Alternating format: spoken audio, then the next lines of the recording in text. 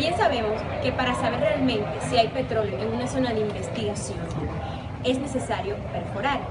La perforación no es más sino la actividad de realizar un hoyo o hueco en el subsuelo para explotar o explorar recursos naturales tales como gas, petróleo y agua.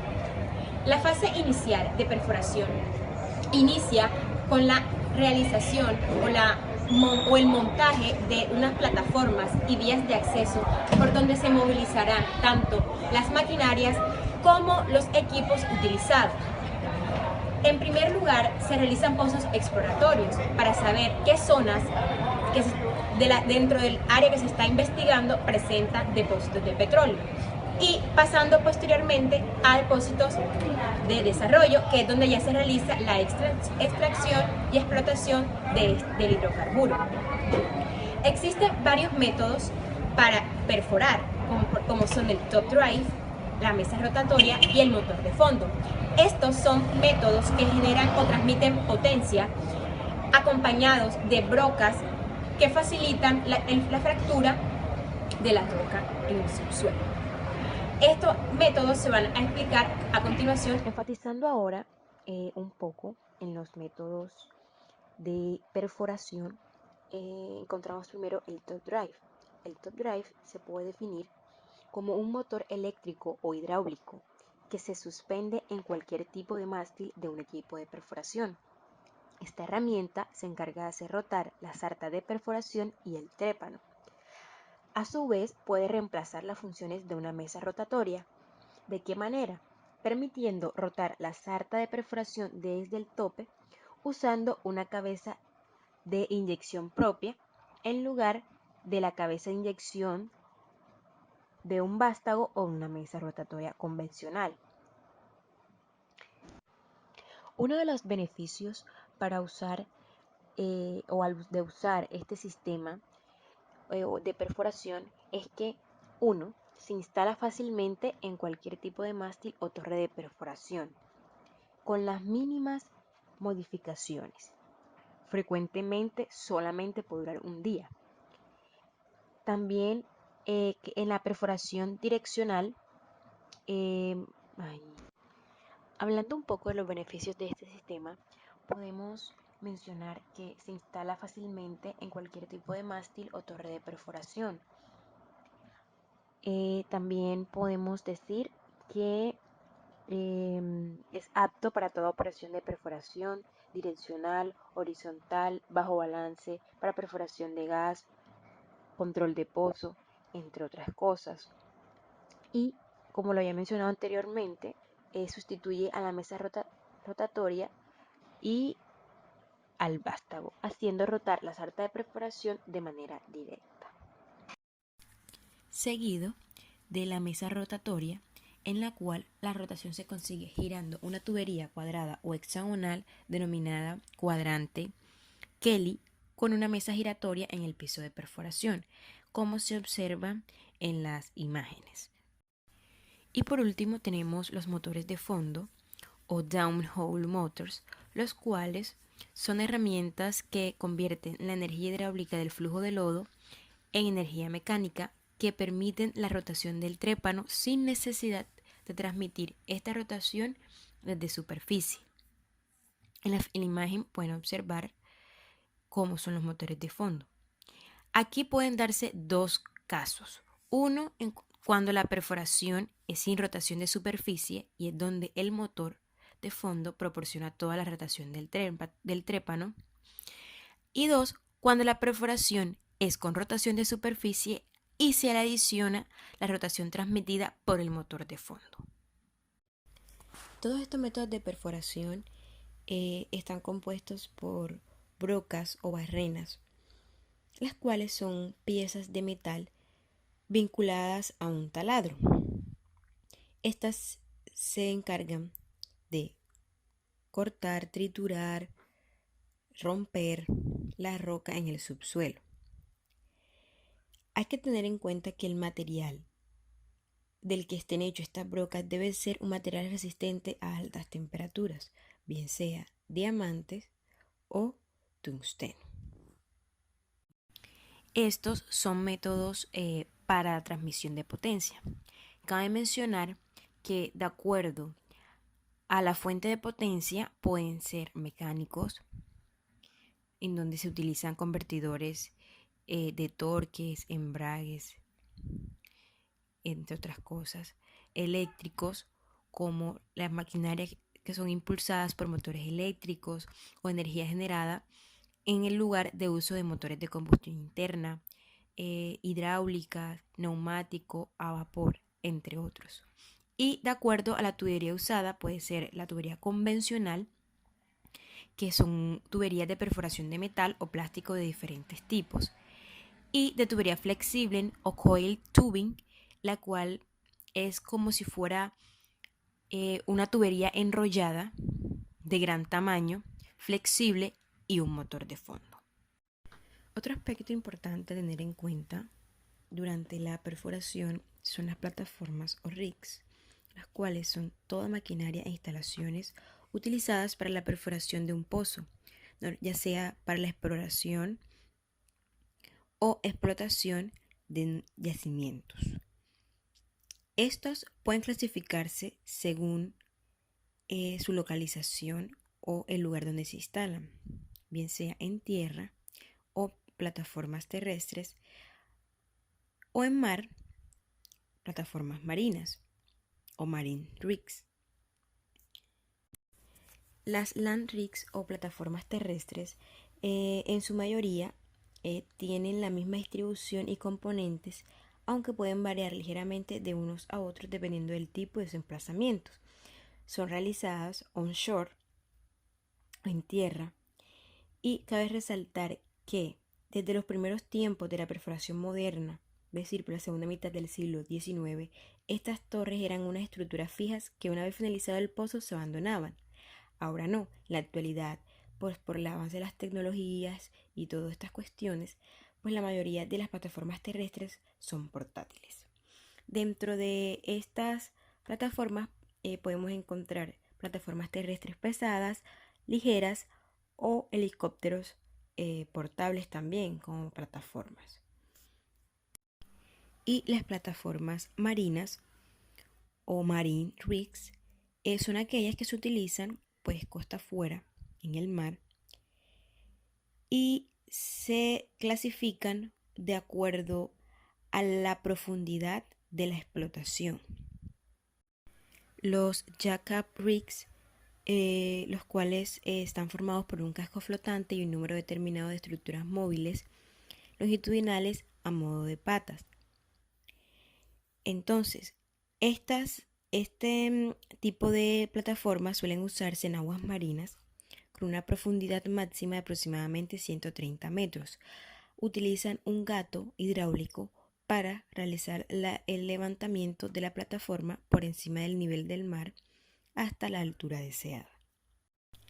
Los rigs semisumersibles, este tipo de estructuras flotantes se sustentan mediante unas grandes estructuras sumergidas por debajo de la superficie del agua, lo que le transmite una gran estabilidad y le permite navegar con facilidad.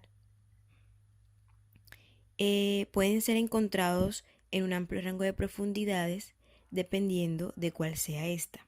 Pueden mantener su posición anclados al fondo o posicionados dinámicamente. Además, el problema del movimiento de la plataforma en relación al fondo marino, debido a las olas y a las mareas, es solventado mediante distintos sistemas de compensación. Y por último, los drill ships, los cuales son especialmente diseñados para perforar en aguas profundas y se emplean principalmente en proyectos de exploración o perforaciones científicas. Al igual que los semisumersibles pueden posicionarse y permanecer estacionarios a través de anclas dinámicamente mediante propulsores o mediante una combinación de ambos sistemas. La diferencia entre los drill ships y los rigs semisumersibles reside principalmente en su movilidad y el rango de carga que puedan transportar. Ok, dejando a un lado la temática de los métodos de perforación, las plataformas de perforación, Hay un tema que es muy importante, más que a los anteriores, diría yo, que es la seguridad de perforación, la cual se utiliza el método de Blowout Preventor o BOP, el cual es una válvula grande especializada o un dispositivo mecánico similar a una válvula usado para sellar, controlar y monitorear pozos de petróleo y gas para evitar el escape o la liberación incontrolada de petróleo crudo o gas natural de un pozo. Los preventores de reventones o los BOP fueron desarrollados para hacer frente a presiones erráticas extremas y flujo incontrolado o patada de pozo que emanen de un depósito durante la perforación. Este flujo incontrolado puede llevar a un evento potencialmente catastrófico conocido como un blowout o reventón o patada de pozo, como mencioné anteriormente. Entonces, este método o esta máquina, además de controlar la presión del pozo que ocurre en el orificio perforado y el flujo de aceite y gas, están destinados a evitar que los tubos de perforación, la cubierta de pozo, las herramientas y el fluido de perforación sobresalgan del pozo cuando una explosión ocurra o haya una amenaza de explosión. Entonces, dentro de las funciones principales de un sistema de prevención de explosión o de reventón son confinar bien el fluido en el pozo, proporcionar medios para agregar fluido al pozo, dejar que se retiren volúmenes controlados de fluido del pozo. Además, regular y vigilar la presión del pozo, sellar la cabeza de este, separar la carcasa o la tubería de perforación. Encargados también tienen una función también de en el cierre del pozo, como por ejemplo sellar el vacío, el anillo entre la tubería de perforación y la carcasa, entre otras cosas. Muy bien, la planificación de una perforación es una labor muy importante y que nos encarga a nosotros como ingenieros de que se lleve el éxito de un proyecto de exploración o muy bien de extracción de los hidrocarburos. Hay que tener en cuenta muchos factores muy importantes como lo son la cementación, el diseño y planeación, el cañoneo, el casing y los fluidos que se van a tener al momento de realizar cada una de estas, ya que de ahí depende el éxito de estos. Y si hay éxito, no hay riesgo. Si hay riesgo, ya es una cosa muy diferente, ya que puede estar involucrada la sociedad, riesgos económicos, como son un declive en la economía, en la empresa que tiene a cargo de ese proyecto, y riesgos sociales, en donde se encuentran involucrados no solamente los seres humanos, sino también los riesgos ambientales, en los cuales pueden haber una serie de muchos factores que pueden tener una complejidad en esto y trayendo resultados negativos para esto. ¿Ya? Muy bien, continuando con lo anterior, a continuación hablaré de las fases que tienen en cuenta para una planificación adecuada de la perforación, la cual va a costar de una serie de resultados dependiendo el proceso o la fase en la que se encuentren. En el proceso de recopilación de información se tiene que tener en cuenta la validación y la reinterpretación de todo lo que se tiene ya en campo. A partir de eso, vamos a la fase 2, vamos a crear un modelo estático en el cual se van a tener resultados estructurales, geofísicos, estratigráficos, petrofísicos, geomecánicos, geoestadísticos, y a partir de ahí establecer un modelo dinámico con el cual se va a poder simular cómo va a ser el comportamiento de este pozo. Entonces también se puede predecir si puede colapsar o puede tener un buen funcionamiento, que es lo que se requiere. A partir de esto procedemos a tener plan de explotación, que tiene que ser óptimo y a su vez incluye la evaluación económica, la ingeniería básica de pozos y la ingeniería básica, la cual van a facilitar la secuencia de las operaciones para tener un buen resultado. Y es la última fase, que es la ingeniería de pozos, en la cual se van a determinar todos los programas que se van a llevar para la adecuada perforación, el detalle de cada pozo y los análisis de riesgos. Sí, muy bien, como lo dije anteriormente, hay que tener mucho cuidado al momento de realizar las obras con las cuales se van a llevar a cabo un pozo de perforación, ya que este es sencillo y también debe tener un alto grado de complejidad, y en el mayor de los casos puede ser muy costoso.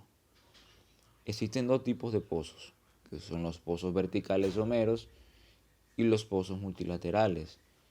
Los pozos multilaterales son un sistema de tubos que parten desde un solo. A diferencia del pozo vertical somero, es una tubería que comienza desde la superficie hasta la profundidad. Bueno, es válido mencionar que dependiendo del tipo de pozo, va a tener en cuenta el tiempo con el cual se va a demorar ya bien sea la planificación o la ejecución. Hay una gran diferencia, y es que en la planificación tiene mucho menos tiempo que la ejecución. Cuando ya el tipo de pozo es de desarrollo, el mismo tiempo de planificación y el mismo de ejecución, a diferencia del exploratorio, que la etapa de planificación es mucho menos corta que la ejecución. Muy bien, en el diseño y la construcción hay que tener en cuenta los siguientes aspectos: las formaciones de hidrocarburos productoras, las lutitas reactivas, las formaciones presurizadas, que son las más peligrosas, ya que son aquellas que conducen presión al pozo y pueden provocar que éste se colapse cuando hay un alivio de presión en este. Y ahí entran las zonas depletadas, luego las arenas poco consolidadas, el gas superficial y las zonas altamente sensibles a riesgos ambientales, que pueden tener como consecuencia problemas de embolamiento de la mecha, pérdida de circulación, limpieza del hoyo, arremetidez en superficie, daño a la formación y atascamiento de la tubería. Bueno, es válido también mencionar que las funciones del fluido de perforación son aquellas que describen las tareas que el fluido de perforación es capaz de desempeñar, aunque algunas de estas no sean esenciales en cada pozo. Los fluidos de perforación cumplen un papel muy importante, cuyo propósito es de hacer rápida y segura la perforación del pozo.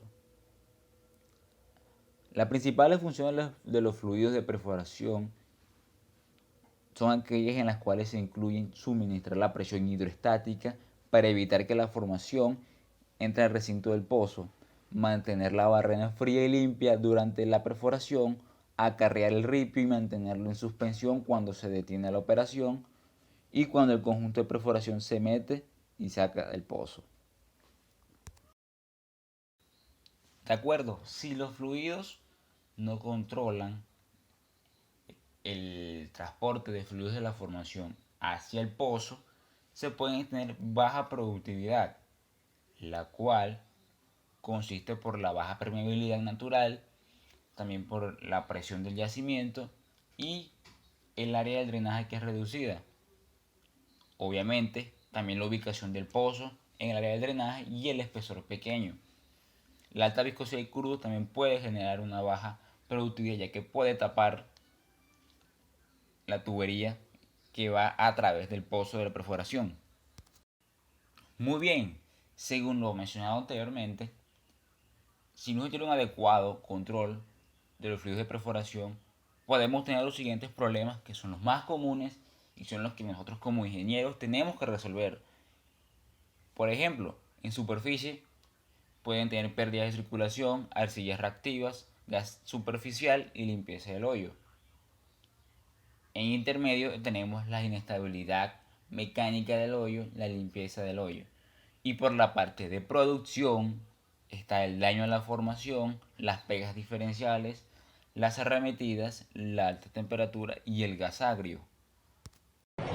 Teniendo en cuenta toda la serie de procesos que conlleva a una planificación de perforación y el tipo de pozo, tenemos una serie de tecnologías el cual nos ayuda a un mejor rendimiento de producción y a una disminución de riesgos tanto de derrumbes de la formación en el pozo como de la invasión de fluidos. Tenemos como ejemplo el casing, la cementación y el cañoneo. El casing es un tipo de tubería que no es más sino que un tubo que va, a medida que va perforando, va disminuyendo su diámetro. Y también este nos ayuda a dejar un espacio angular entre las formaciones y para así poder hacer la posterior cementación. Pues la cementación es donde se le inyecta un fluido viscoso que sea compatible con la formación, el cual nos impermeabiliza esas formaciones para evitar la invasión de fluidos. Y el cañoneo es un proceso que nos ayuda a tener una comunicación, que es una fracturación que traspasa el casing, el cemento, y fractura hacia las formaciones vírgenes para así tener una mejor producción. El cañoneo. El cañoneo es el proceso de crear aberturas a través de la tubería de revestimiento y el cemento para establecer comunicación efectiva entre el pozo y las formaciones seleccionadas. También las formaciones vírgenes, que en nuestro caso sería esa roca generadora de hidrocarburo. Estas perforaciones deben ser limpiadas de tamaño y profundidad uniformes y no deben dañar el revestidor y la adherencia del cemento. El cañoneo tiene como objetivo, primero, lograr comunicación efectiva entre el yacimiento y el pozo y el interior del pozo. 2. Mejorar la producción por inyección. 3. Efectuar trabajos de cementación. 4. Lograr flujo efectivo entre el pozo y el yacimiento para evaluar intervalos productores. Este cañoneo tiene unas áreas de alcance que tiene que ir rompiendo, como es el revestimiento, el cemento, primeramente el hoyo, después la zona de revoque, la zona de filtrado, hasta así llegar a la formación virgen. Para este cañoneo se deben considerar algunos factores, como son, primero, tipo del equipo usado en el proceso. Segundo, técnica usada en la complementación del pozo. Tercero, procedimiento usado para el cañoneo. Cuarto, característica de la tubería y del cemento. Quinto, cantidad y tipo de carga en el cañón. Otros factores que podrían afectar la eficiencia de ese cañoneo puede ser la temperatura a la cual se encuentre esa formación, también la resistencia de la formación a ese cañoneo, a ese fracturamiento, y también el estado del cemento, por si está muy compacto, y también por si puede afectar algunas microfracturas que nos pueden extender un poco más la fractura para llegar a la formación virgen. La cementación. La cementación primaria consiste en la colocación del cemento en el anular. El anular es el espacio que queda entre la tubería de revestimiento y el agujero abierto con la tubería de revestimiento anterior. El objetivo de la cementación primaria es asegurar la integridad del agujero, lo cual implica los siguientes aspectos, como son: primero, aislamiento zonal; segundo, sustentación y protección de la tubería de revestimiento; y 3, sustentación del agujero. ¿Qué es ese aislamiento zonal?